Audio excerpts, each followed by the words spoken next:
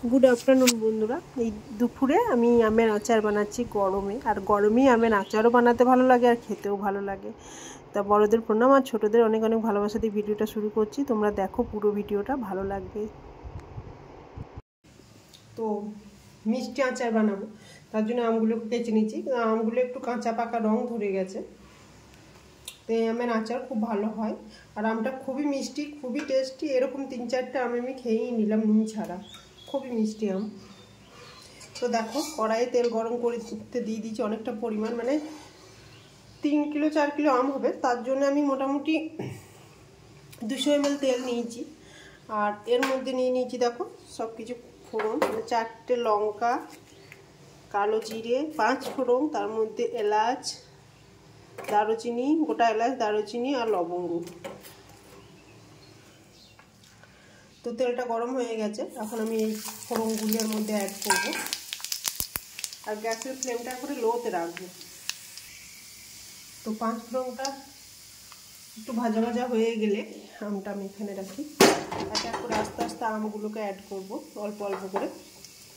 আর আমি নিয়ে নিচ্ছি একটা বড় সাইজের কড়াই, যাতে নাড়াচাড়া করতেও সুবিধা হয়। আমগুলোকে আমি একটা একটা করে অ্যাড করছি, অল্প অল্প করে অ্যাড করছি আর নাড়তে থাকবো।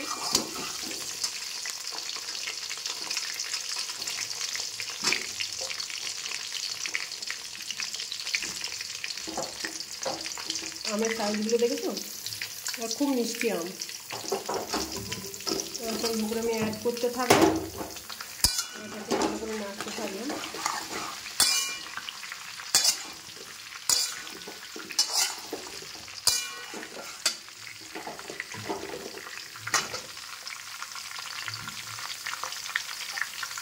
আর এই দেখো পাশের ছুরি গ্রাম সাইডে এগুলো দেখতে পাওয়া যায়।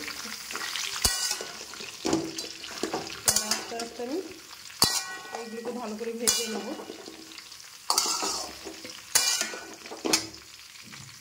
আর ভালো করে আঁটিগুলো ছাড়িয়ে নেবে।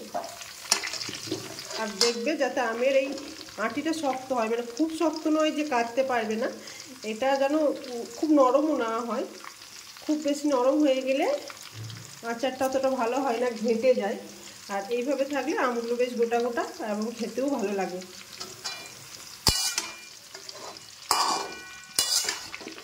প্রথমে আমের স্কিনগুলোকে পুরো মানে ছালগুলোকে ছাড়িয়ে নেওয়া হয়েছে, তারপর বসিতে কাটা হয়েছে। যেমন তখন এই আমটা আটিটা এতটাই শক্ত হয়ে গেছে যেকে কাটতে পারা যায় না।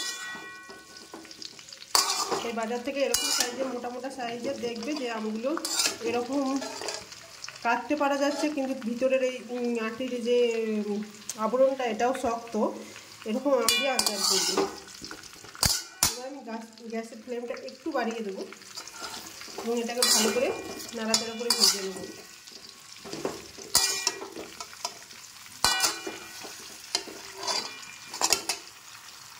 তো দেখো আর এই আচারটা এখন ভাজা হচ্ছে তেলে, ভালো করে ভেজে নেবো আমগুলোকে। আর তার মধ্যে আমি কী কী অ্যাড করবো, অ্যাড করার মধ্যে অন্য কিছু না, খুব সিম্পল। এই চামচের 2 চামচ হলুদ নিয়েছি, হলুদ গুঁড়ো। আর নিয়েছি 4 চামচ, এই যে চামচটা 4 চামচ নিই। যেহেতু আমটা মিষ্টি আছে সেহেতু 4 চামচ নিয়েছি, বেশি নিয়ে নিই। আর 4টে এরকম গুড়ের ঢেলা আর এই 1.5 বাটি, এই বাটি 1.5 বাটি পরিমাণ কিনে নিয়েছি। দেখছি মিষ্টি খেয়ে দেখে। এবার স্বাদ অনুযায়ী তোমরা মিষ্টি দেবে, যে যেমন মিষ্টি খেতে বা টক খেতে পছন্দ করো সেরকম মিষ্টি এটা অ্যাড করবো। আমি এটা দিয়ে গুড়গুলো একটু ভেঙে নেবো।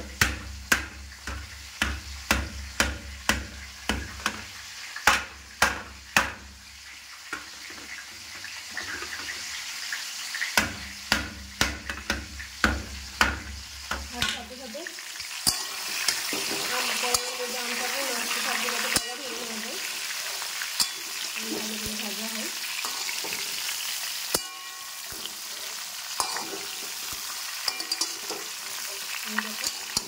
কলাটা আমগুলো ভাজা হয়ে যায়। আর হলুদটা অ্যাড করবো, এখানে নুনটা দিয়ে দিলাম।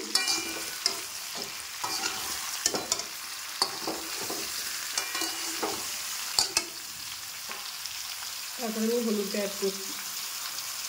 তোমরা চাইলে কাশ্মীরি লাল মির্চ বা লঙ্কা গুঁড়ো অ্যাড করতে পারো। আমি একটা মধ্যে শুধু কাশ্মীরি শুকনো লঙ্কা ইউজ করেছি, গোটা শুকনো লঙ্কা, কাঁচা লঙ্কা বা গুঁড়ো লঙ্কা ইউজ করছি না, কারণ আচারটা একটু মিষ্টি মিষ্টি হবে, ঝাল থাকবে না, কম ঝাল থাকবে।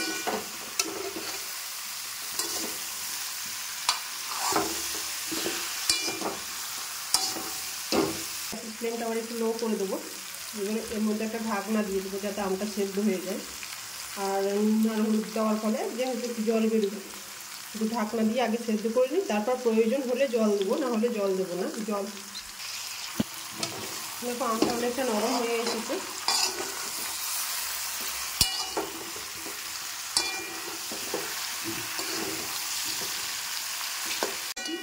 এর মধ্যে একটু জল অ্যাড করে নিই, ঢাকন দিয়ে রেখে দিয়েছিলাম, ঢাকনা দিয়ে রেখে দিয়েছিলাম। আম গলে গেছে এবং এখনো একটু শক্ত আছে, কিন্তু নরম হয়ে গেছে।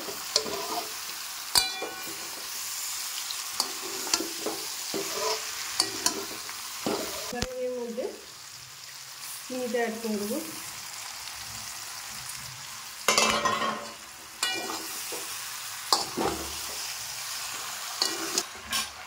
এটা আমি গুড়টাও অ্যাড করছি, গুড়টা যেহেতু গুড়টা আছে ভেঙে দিয়েছি, তাহলে গুড়টা একটু টাইম নেবে।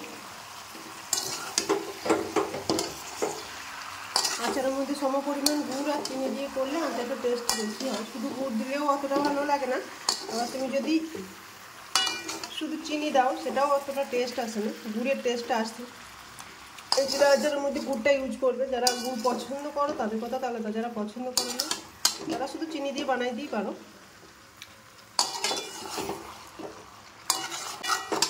এবার চিনি আর গুড়টা গলে একটু লুজ হয়ে যাবে এবং একটু ঝোল চলে দেখো, তেলটা তো ছিল তার সাথে চিনিটা গলে গিয়েছে এবং রস হয়ে গেছে। তবে এর মধ্যে ভালো করে নাড়াচাড়া করে নেবো এবং আবার ঢাকনা দিয়ে দেবো।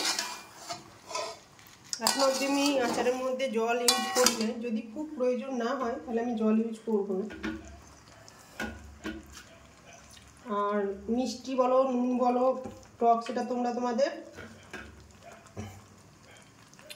স্বাদ অনুযায়ী দেবে, যে যতটা মিষ্টি খেতে পছন্দ করো। তো এবার আমি দেখো চিনি গুড় সবটাই গলে গেছে, এখন আমি এই 1 বাটি পরিমাণ জল অ্যাড করলাম, কারণ কিছু আম দেখো গলে গেছে আর গুড়টা এখনো ভালো করে গলে নাই। জলটা না অ্যাড করলে ভালো করে গলে না, আমি ভেবেছিলাম গলে গেছে কিন্তু তলার গুড়গুলো গলে না, তাই একটু জল অ্যাড করে দিলাম।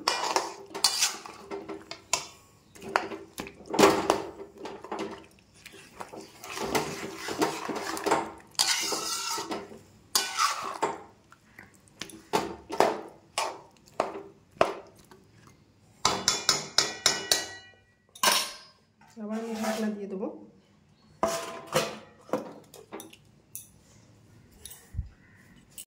তো আমের আচার প্রায় তৈরি হয়ে গেছে। এবার এই রসটা মরে গেলে, মানে জলটা, যে জলটা দেখতে পাওয়া যাচ্ছে ওটা মরে গেলে আর টাইট হয়ে গেলে পুরো জলটা মেরে দেবো, আর টাইট করবো, তাহলে আমার আমের আচার তৈরি হয়ে যাবে। এবং আমের আচারটা ঠান্ডা করে একটা কাঁচের বয়ামে বা কাঁচের পাত্রে রেখে দেবো, তাহলে অনেক দিন যাবে।